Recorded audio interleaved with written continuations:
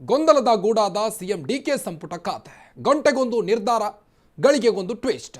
ಸರ್ಕಾರ ನಡೆಸೋರಿಗೆ ಇಲ್ಲ ಆಡಳಿತದ ಸ್ಪಷ್ಟತೆ. ಹಾಗಾದ್ರೆ ಹೈಕಮಾಂಡ್ಗೂ ರಾಜ್ಯ ನಾಯಕರಿಗೂ ತಾಳಮೇಳ ಇಲ್ವಾ? ನೂತನ ಸಚಿವರಿಗೆ ಖಾತೆ ಬಗ್ಗೆ ಮಾಹಿತಿ ರವಾನೆಯೇ ಆಗಿಲ್ವಾ? ಗೊಂದಲದ ಗೂಡಾದ ಸಿಎಂ ಡಿಕೆ ಸಂಪುಟ ಖಾತೆ. ಗಂಟೆಗೊಂದು ನಿರ್ಧಾರ, ಗಳಿಗೆಗೊಂದು ಟ್ವಿಸ್ಟ್. ಸರ್ಕಾರ ನಡೆಸುವವರಿಗೆ ಆಡಳಿತದ ಸ್ಪಷ್ಟತೆ ಇಲ್ಲ. ಹೈಕಮಾಂಡ್ಗೂ ರಾಜ್ಯ ನಾಯಕರಿಗೂ ತಾಳಮೇಳ ಇಲ್ವಾ? ಹಾಗಾದ್ರೆ ನೂತನ ಸಚಿವರಿಗೆ ಖಾತೆ ಬಗ್ಗೆ ಮಾಹಿತಿ ರವಾನೆಯೇ ಆಗಿಲ್ವಂತೆ. ಖಾತೆ ಹಂಚಿಕೆ ಪಟ್ಟಿ ಅಂತಿಮವಾಗಿದೆ ಎನ್ನುತ್ತಿರುವಂತಹ ಡಿಕೆ ಶಿವಕುಮಾರ್ ಅವರ ಕಚೇರಿ. ಆದರೆ ಲೋಕಭವನಕ್ಕೆ ಅಂತಿಮ ಪಟ್ಟಿ ರವಾನಿಸಲು ವಿಳಂಬ ಯಾಕೆ? ಸಚಿವ ಸಂಪುಟದಲ್ಲೂ ಗೊಂದಲ, ಖಾತೆ ಹಂಚಿಕೆಯಲ್ಲೂ ಗೊಂದಲ. ಗೊಂದಲಗಳ ಗೂಡಾಗಿದೆ ಕಾಂಗ್ರೆಸ್ ಪಕ್ಷ. ಕೊಟ್ಟ ಖಾತೆಯನ್ನೇ ಮತ್ತೆ ಕೊಡಲು ಒಂದೊಂದು ವಾರ ಟೈಮ್ ಬೇಕಾ? ಇದೀಗ ಹಿರಿಯ ಸಚಿವರ ಖಾತೆಯಲ್ಲೂ ಬದಲಾವಣೆಯ ಗಾಳಿ ಬೀಸ್ತಾ ಇದೆ. ಅನಗತ್ಯವಾಗಿ ಖಾತೆ ಬದಲಾವಣೆ ಚರ್ಚೆಯನ್ನ ಹುಟ್ಟು ಹಾಕಿದೆ ಈಗ ಕೈಪಡ. ನಾಳೆ ಅಧಿವೇಶನ ಶುರುವಾಗ್ತಿದ್ರು ಇನ್ನೂ ಕೂಡ ಸಚಿವರಿಗೆ ಖಾತೆ ಹಂಚಿಕೆಯಾಗಿಲ್ಲ. ಇವತ್ತು ಖಾತೆ ಹಂಚಿಕೆ ಆಗುತ್ತೆ ಅಂದ್ರು ಮಂತ್ರಿ ರಾಮಲಿಂಗಾರೆಡ್ಡಿ. ಏನ್ ಖಾತೆ ಹಂಚಿಕೆ ಆಗುತ್ತೋ ಗೊತ್ತಿಲ್ಲ.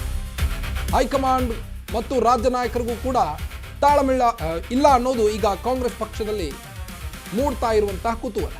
ನೂತನ ಸಚಿವರಿಗೆ ಖಾತೆ ಬಗ್ಗೆ ಮಾಹಿತಿ ರವಾನೆಯೇ ಆಗಿಲ್ವಂತೆ. ಇನ್ನೂ ಕೂಡ ಲೋಕಭವನಕ್ಕೆ ಸಚಿವರ ಖಾತೆಯ ಪಟ್ಟಿನೇ ಬಿಡುಗಡೆಯಾಗಿಲ್ಲ. ಹೀಗಾಗಿ ಸರ್ಕಾರ ನಡೆಸುವವರಿಗೆ ಇಷ್ಟೊಂದು ಅಸಡ್ಡೆ ಇರಬಾರ್ದು. ಹೈಕಮಾಂಡ್ಗೂ ರಾಜ್ಯ ನಾಯಕರಿಗೂ ತಾಳಮೇಳನೇ ಇಲ್ಲ.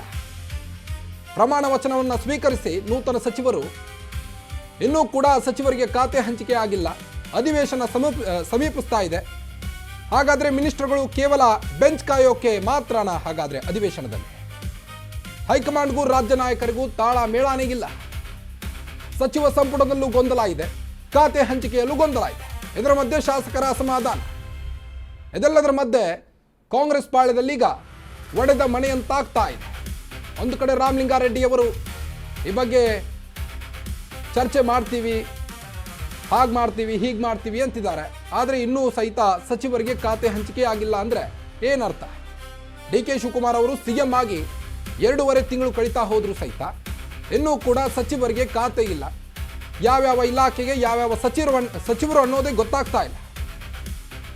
ಗೊಂದಲದ ಗೂಡಾಗ್ತಾ ಇದೆ ಸಿಎಂ ಡಿಕೆ ಸಂಪುಟದ ಖಾತೆ. ಒಂದು ಕಡೆ ಸಚಿವರು ಕೂಡ ಆ ಖಾತೆ ಬೇಕು, ಈ ಖಾತೆ ಬೇಕು ಅಂತ ಖ್ಯಾತೆ ತೆಗಿತಿದ್ದಾರೆ. ಹೈಕಮಾಂಡ್ ನಾಯಕರನ್ನ ಆಗಾಗ ಹೋಗಿ ಭೇಟಿ ಮಾಡಿ ಬರ್ತಿದ್ದಾರೆ. ಇದೆಲ್ಲವೂ ಕೂಡ ಒಂದು ಕಡೆ ಡಿ ಕೆ ಶಿವಕುಮಾರ್ ಅವರಿಗೆ ಟೆನ್ಷನ್ ಶುರುವಾಗಿದೆ. ಮಲ್ಲಿಕಾರ್ಜುನ್ ಖರ್ಗೆ ಅವರ ಜೊತೆಗೆ ಚರ್ಚೆ ಕೂಡ ನಡೆಸಿದ್ರಂತೆ ಡಿ ಕೆ ಶಿವಕುಮಾರ್ ಅವರು. ಅದೇನು ಚರ್ಚೆ ನಡೆಸಿದ್ರೋ ಗೊತ್ತಿಲ್ಲ.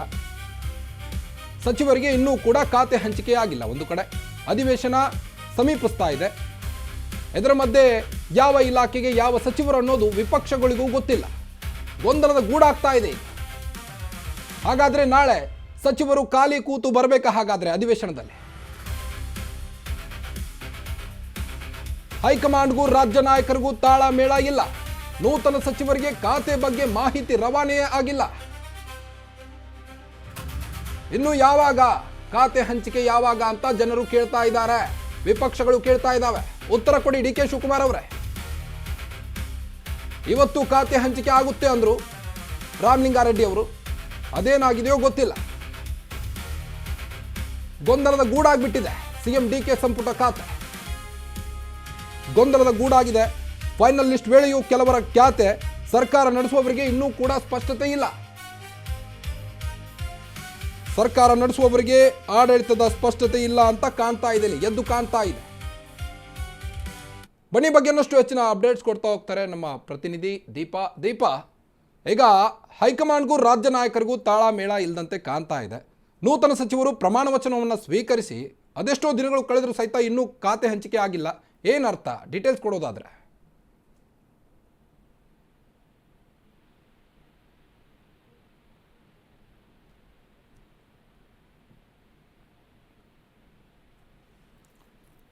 ಸಂಪರ್ಕ ಕಡಿತಗೊಂಡಿದೆ, ಮತ್ತೆ ಸಂಪರ್ಕ ಮಾಡಲಿಕ್ಕೆ ಪ್ರಯತ್ನ ಪಡ್ತೇವೆ.